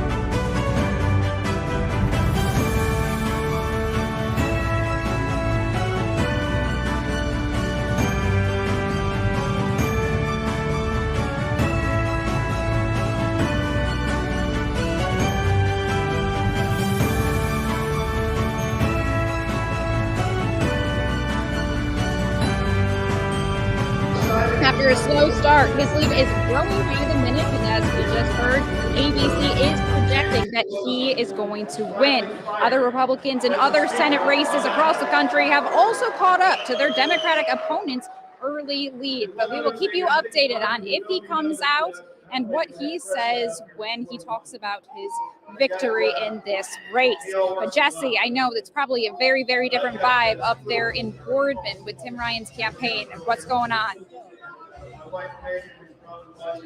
Yeah, you know, we've been here since about 6 p.m. and a few hours ago when those early votes, those absentee votes rolled in, Tim Ryan's lead seemed pretty solid and people were extremely upbeat here. But, you know, as the polls closed, JD Vance began to inch ahead and has continued to do so throughout the night. Obviously, just a few minutes ago, ABC has called this race for Vance, not the night that Tim Ryan's camp won it here. It was an extremely disappointing night for them. Obviously, a hard-fought race. Now, Tim Ryan himself has not come out here at the watch party to greet his supporters and, you know, talk to people, but we are waiting for that concession speech. So we will be here and we'll be back to you when and if he does that. Reporting live in Boardman, Jesse Schultz, News 5. Our thanks to you, Jesse, and to Morgan. Now, in order to run for U.S. Senate, Tim Ryan is giving up his House seat in Ohio's 13th district. Democrat Amelia Sykes and Republican Madison Jesse-Otto Gilbert are on the ballot to take his place. To take a look right now, this is how things look with 98% of the precincts reporting Amelia Sykes in a handy lead right now with 53% of the vote. Ohioans also voted for governor today. Republican incumbent Mike DeWine seeking a second term in office against Democrat Nan Whaley. Associated Press projecting DeWine the winner. So we go back to Columbus. That's where the governor and Lieutenant Governor John Husted spoke earlier tonight. We go back to Morgan Trout. Yeah, the governor's race was called super early tonight. It was actually called less than a minute after the polls closed, which really does show that this was a red wave in Ohio. It's looking like it's been a very huge victory for the Republicans tonight. And Lieutenant Governor John Husted, when he was giving his speech, he said that winning is more than just a celebration for tonight. Winning means mostly that our children and grandchildren will never need to look beyond Ohio. And Governor Wine had been preparing, seemingly checking out the podium before the race was even called. And then when he gave his victory speech, he talked a lot about the future. This is our time. It's Ohio's time. It's Ohio's time in history. Things are coming our way. This is a great manufacturing state. And again, the thing, though, you can talk about all the assets that we have, but the most important thing is the people. Think about it. We're a state of people. We just get up in the morning, we go to work. We're people who get things done. We solve problems. We don't whine about them. We just go solve them. We make things. We invent things. We do things. He also thanked his voters, his family, and of course his wife, Fran, and his entire team, but all of the Republicans for coming out tonight, for having this huge celebration for all of them. And this will continue going on to the night. We'll hear from Vance when he comes out to talk. But as of right now, it's starting to wrap down with a lot of happy smiles on people's faces. Live in Columbus, I'm Morgan Trout, News 5. Hi, Morgan. Thank you very much. And a much different scene we expect. Nan Whaley spoke a few hours ago in Dayton. That's where she served as mayor. She touched on her projected loss and what comes next. Tonight, we can mourn this loss, but tomorrow we get back to work. The last 20 months have been filled with the highest of highs and some of the lowest of lows. And while tonight wasn't the high we had hoped for, I still believe in Ohio. Nan Whaley added she will continue to fight to raise the minimum wage, pass universal pre-K, and every other common sense policy working families need in Ohio, she says. And there were many other pivotal races on the ballot in Ohio. Secretary of State was one of those key races to watch. Republican incumbent Frank LaRose was looking for his second term against Democrat challenger Chelsea Clark. Independent Terpsahora Morris also on that ballot. And if you take a look right now, you can see Frank LaRose with a very, very strong lead at 60%, with 92% of the precincts reporting right now. Voters also deciding on Ohio's Attorney General incumbent Dave Yost going for his second term against Democrat Chelsea Clark. And there it is right there. Dave Yost running away with 61%, with 92% of precincts reporting. Voters in East Cleveland had the chance to decide if they want to remove Mayor Brandon King from office. It's a story News 5 has been following closely over recent weeks. And right now, here's a look at it. It looks like it's a tie. So we'll have to, pretty much a dead tie right there. We'll have to come back to that and see if things change in the upcoming minutes. But if Mayor Brandon King is recalled, East Cleveland Councilman at Large Nathaniel Martin will take over as mayor. Now, Martin has served East Cleveland for over 26 years. Okay, obviously a lot going on tonight. Voters across Ohio deciding who's gonna take the 3 seats on the state Supreme Court as well. And the votes were cast for a new Chief Justice as well as 2 Associate Justices for the Ohio Supreme Court. News 5's John Kosick joins us in the newsroom to break it all down. John? Yeah, you know, in the lead up to tonight, we spent a lot of time talking about these candidates because the state Supreme Court is going to have a hand in deciding issues, including abortion rights in Ohio, as well as any battles over the next round of redistricting, which is coming next year. Now, for the first time, the parties of the candidates were printed on the ballots, and that appears to favor Republicans by about 13 to 15 points in each contest. So in the race for Ohio Supreme Court Justice, you have Democrat Jennifer Brunner taking on Republican Sharon Kennedy. Kennedy leading in that contest. Brunner and Kennedy, of course, are running to replace Chief Justice Maureen O'Connor, who had to retire due to age limits. Repeatedly during the year, the Republican O'Connor broke ranks with her party to rule the maps drawn by the Republican majority redistricting commission were unconstitutional. In the meantime, incumbent Republican Pat Fisher is taking on Terry Jamison, a Democrat. Fisher leading there as well. And incumbent Republican Pat DeWine is facing Democrat Marilyn Zayas, with DeWine, the son of the governor, leading there. If you want to learn more about these justices, Morgan Trout sat down with all of them. You can find those stories on the election section of our News5Cleveland.com. John Kosick, thank you so much. There were 2 other statewide issues on the ballot for Ohioans to vote on this year. Issue 1 has to do with cash bail in the state. It would require courts to consider public safety, the defendant's criminal record, and the likelihood they would return to court when setting bail. Yes, far outweighing the no's. Issue 2 would prohibit non-citizens from voting on local government issues. Again, yes, seems to be leading the way right now. Now, we've reported on the lack of young people voting, but students at the University of Akron are making it clear that politics is incredibly important to them. News 5 anchor DeLon Dillard went to a watch party where students were glued to the TV waiting for those results to come in.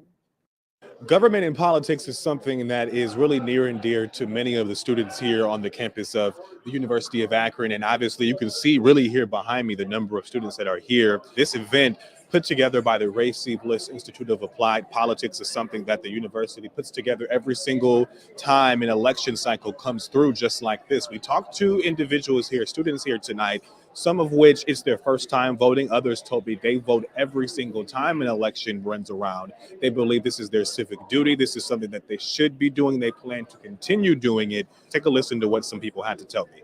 I'm shocked at the turnout that we have. This is a great event for students to come to of all perspectives and just talk and have civil conversations. And again, the belief may be that many people ages 18 to say 29 and 30 do not vote. But obviously, as you see here, there are many people in that age group.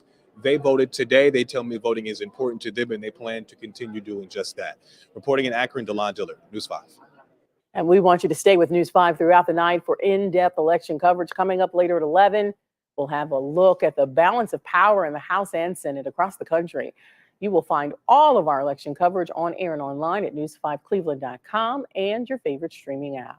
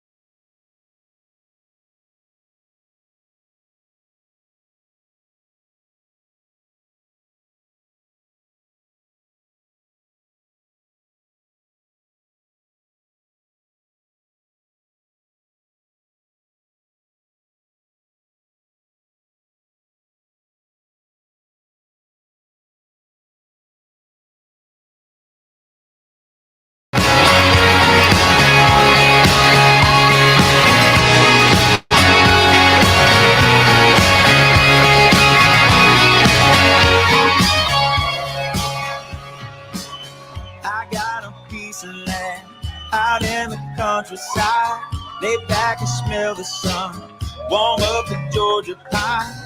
It's so good to be taking it easy. Why would I ever leave? 'Cause I know I got some good friends that live down the street. Got a good-looking woman with her arms around me. Live in a small town where it feels like home. I got everything I need and nothing that I don't.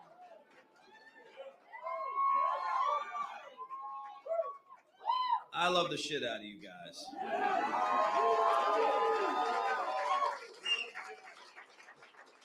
I just want to say to all of you that I am absolutely filled with gratitude. I am an extremely lucky guy, and I am grateful for a beautiful family. I have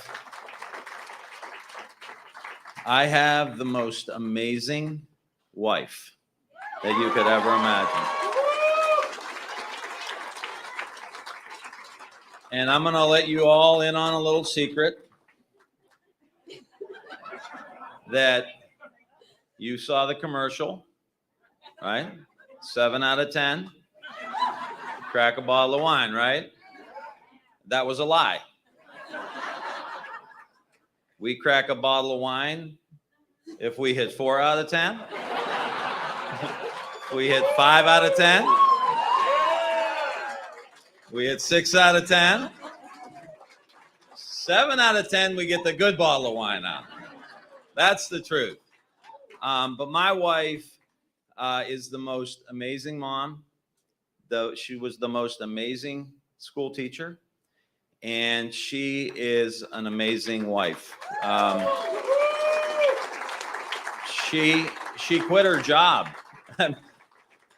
You know, you wonder if you get support from the people that care about you. My wife quit her job to jump on this campaign because she felt like it was that important. And we in the Ryan clan, we've got one rule: no regrets. No regrets. And my wife quit her job and stood by me, and she traveled with me, and she was amazing. Those of you who got to hear her speak towards the end of the campaign, she was just amazing, and she's my best friend, and I'm a lucky guy. I'm a lucky guy. I'm a lucky guy. And we have 3 beautiful kids that have just been amazing. And those of you, somebody asked us during the campaign, they said, that commercial with the 2 kids, the 2 older ones, they said, were those yours or were they actors? And I said, no, that was really them. You know, one said disgusting and one said, yeah, that's gross, when we kissed each other. I said, you know why they were so good at that? Because that's what they say to us. And Mason and Bella have enriched my life since I met them when they were 4 and 5 years old. And they have made me a better dad, better stepdad, and a better congressman. And I can't.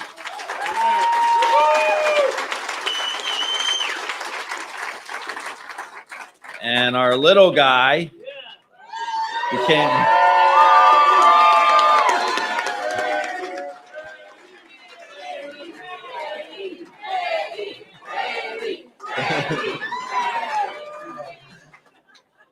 He brings so much joy to us, and not just the Our Flag football games on the weekend, but every single day. And he's just a great kid who ended up speaking during the campaign too. He had a 2-minute speech that he kept delivering, and he delivered it 5 times in a row. And he said, "I think I want to change this up a little bit."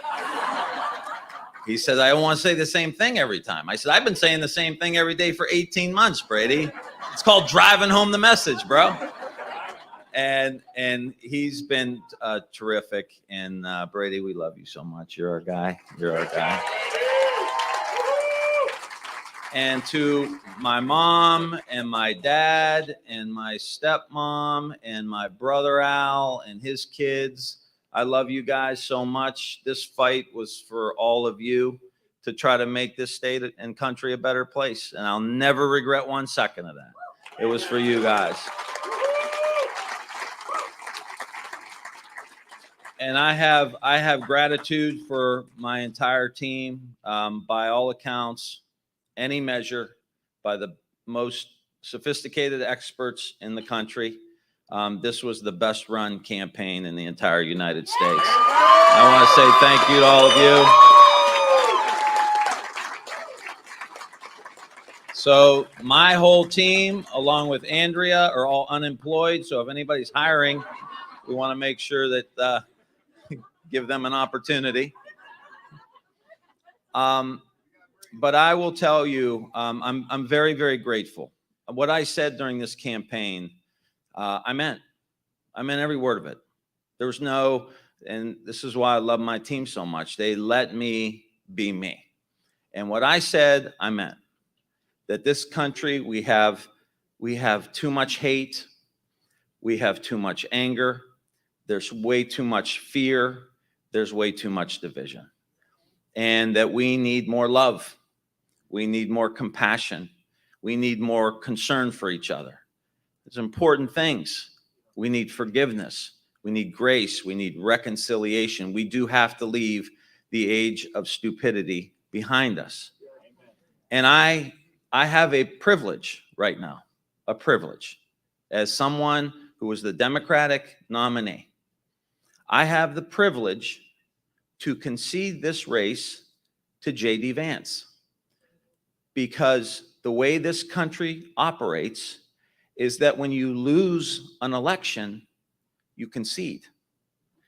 And you respect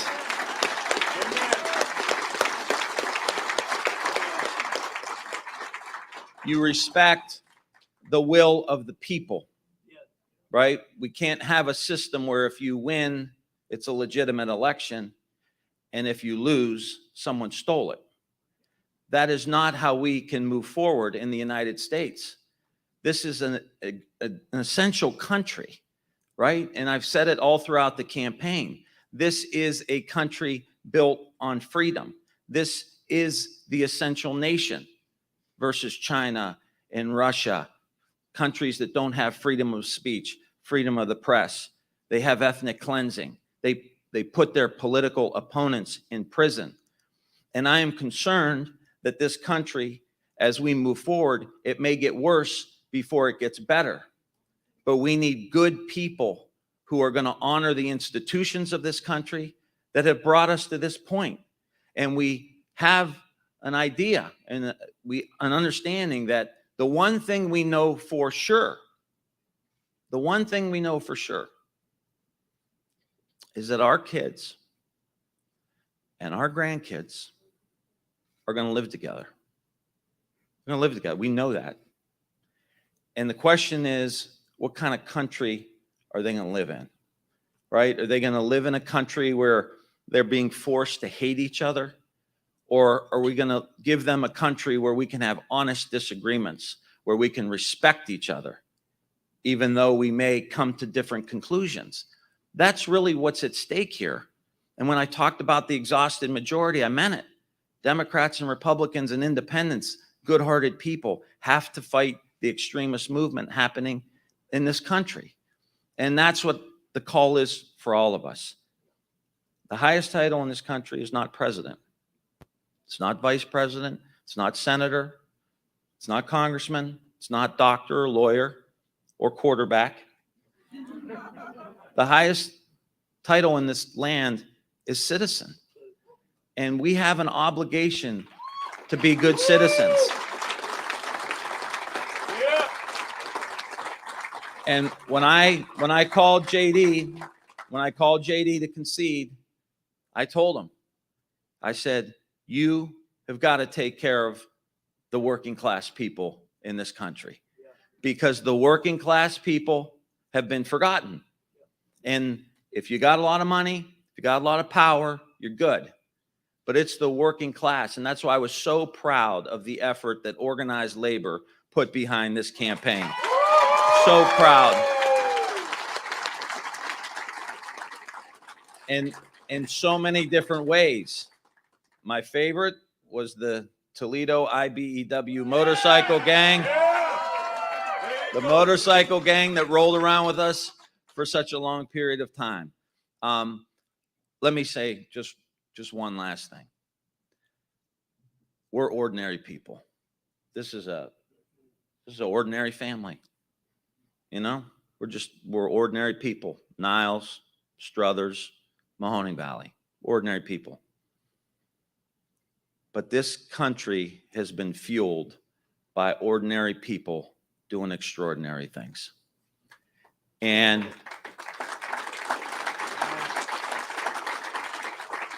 And if I could just leave you with something, it's that belief that if you're a teacher, you're a nurse, you're a cop, you're a firefighter, whatever your job is, you have an opportunity to improve things, to make things better, to do something extraordinary. And while it didn't work out in this particular race for the United States Senate, I met so many people that are counting on the leaders of this country to make things better. And there's so many forgotten communities and forgotten families. And it's the ordinary people who have to do something extraordinary. And the challenges are going to be great as we move forward. They're going to be great. See some of the people that are going to walk into the United States Senate. We got a lot of work to do in the United States of America. And this family pledges, and whatever step is next for us, that we will continue to be in this fight because it's too important. Yes. It's too important. Yes.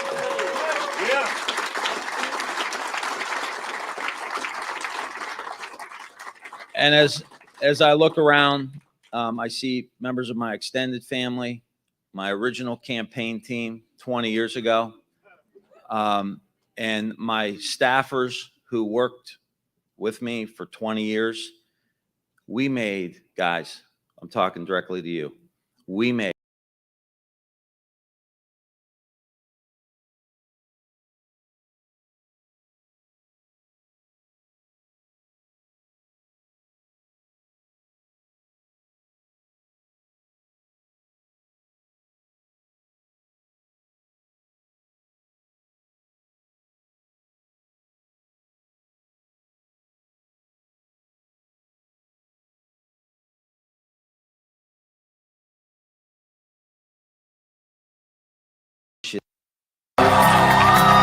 Let the rest of the world help us for change. Thank you. Wow.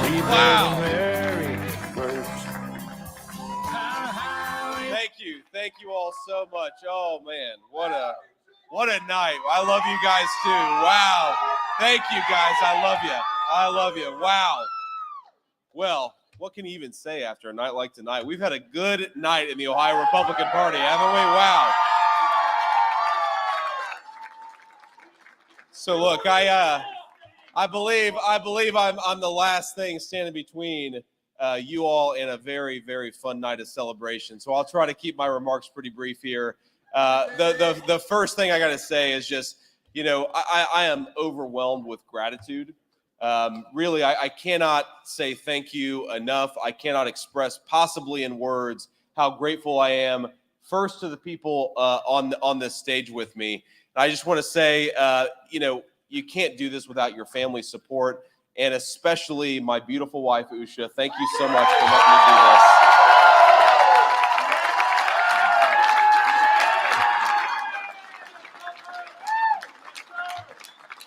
me do this. And the great thing about having 3 young children, we have a 5-year-old, a 2-year-old, and a 10-month-old. They're upstairs asleep. They have no idea what the hell is going on.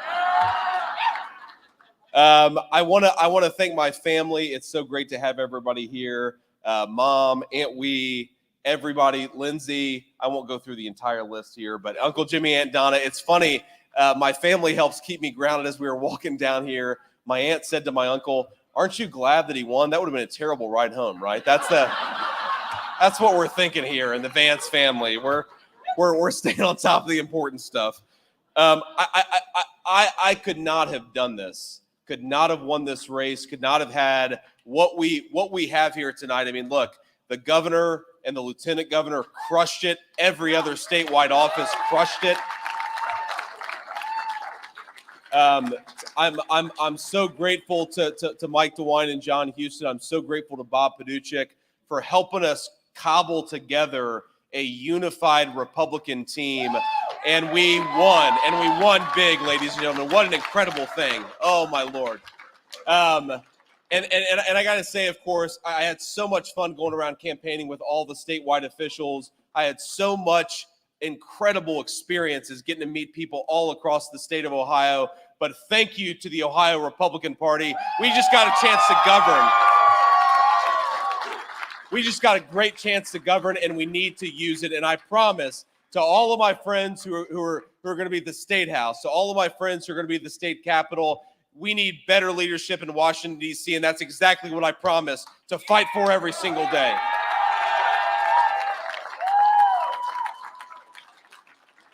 Now, the last thing I want to say, the last couple of words of gratitude here. I have been blessed with an incredible campaign team.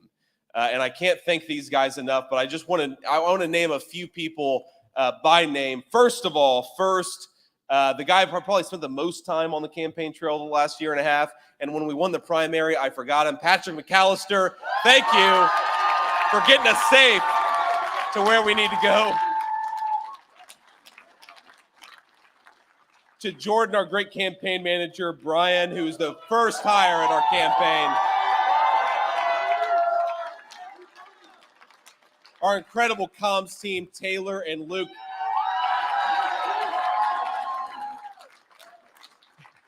And you guys may have noticed that the national media was very interested in our race. So Taylor and Luke had their hands full. God bless you guys. Thank you. Will Martin and Matt Williams, who did everything that we asked them to do and did it very well. Thank you, guys. Couldn't have done it without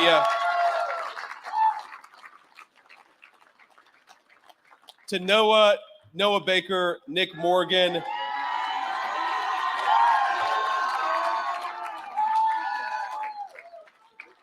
and Matt Middlestate, who kept us on time, made sure we got where we needed to go, and made sure we did everything we needed to do. And then I would thank the people helping us build coalitions all across the state of Ohio. And it's such an important job because, of course, now that I'm the senator-elect for the great state of Ohio, we've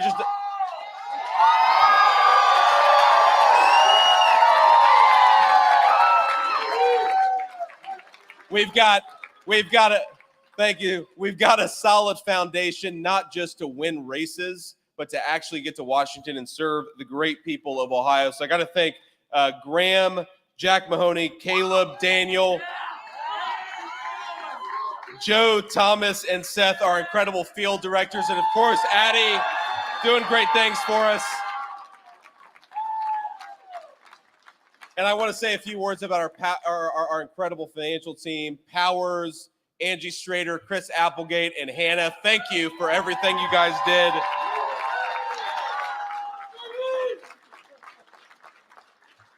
And finally, let me just say a few things about the three guys who I think constantly were in my ear about what we needed to do, about how we needed to execute this campaign.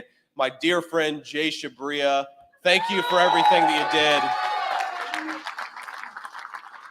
Andrew Sarabian, a great guy, a Massachusetts guy, but still a good guy. Welcome him to Ohio, ladies and gentlemen. Andrew Sarabian.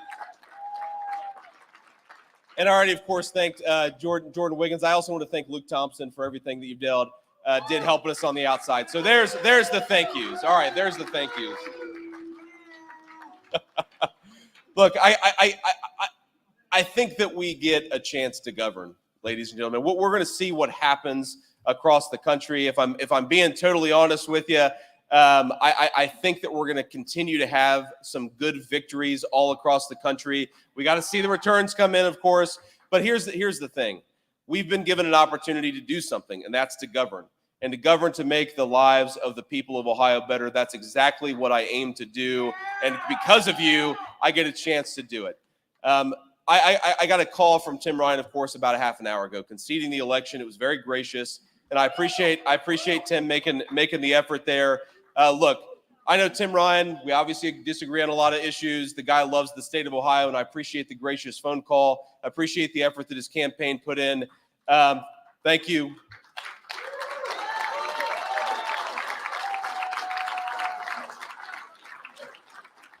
But look, spending time with these guys just a few minutes ago and talking about what an incredible honor it is to get to serve the people of Ohio in the United States Senate.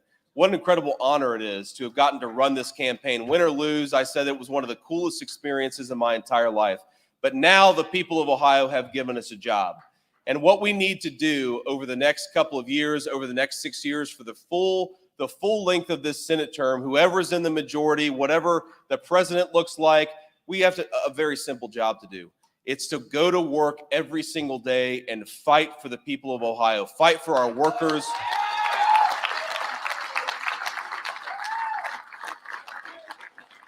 Fight for our families, fight for the people struggling with the opioid addiction problem, fight for the people, the single moms struggling to raise babies just like my mom raised me. We have got a great state, and we have got a great country. To the people of Ohio, I want to say something. I know, of course, we won a very good victory, and I'm very proud of it.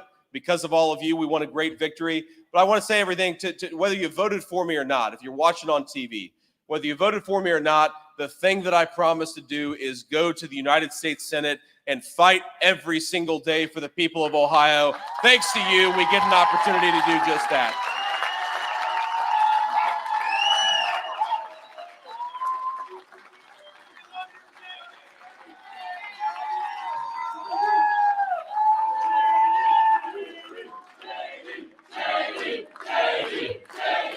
Thank you, guys. Thank you.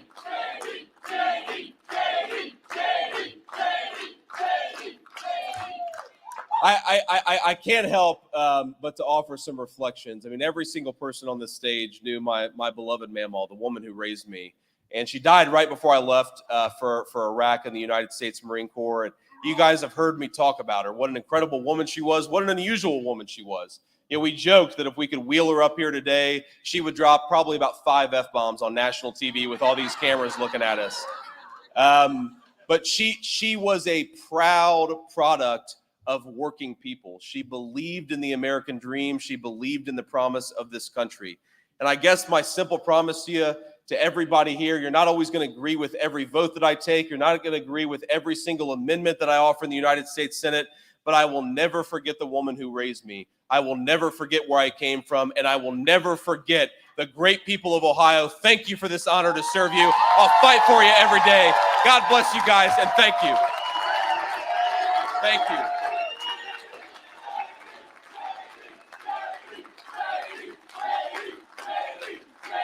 Thank you. Let's have some fun now. Good night, guys.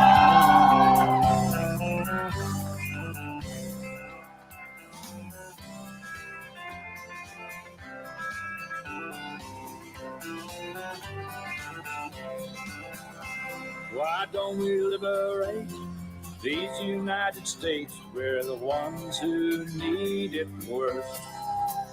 Let the rest of the world help us for change, and let's rebuild America first. Our highways and bridges are falling apart. Who's blessed and who has been cursed?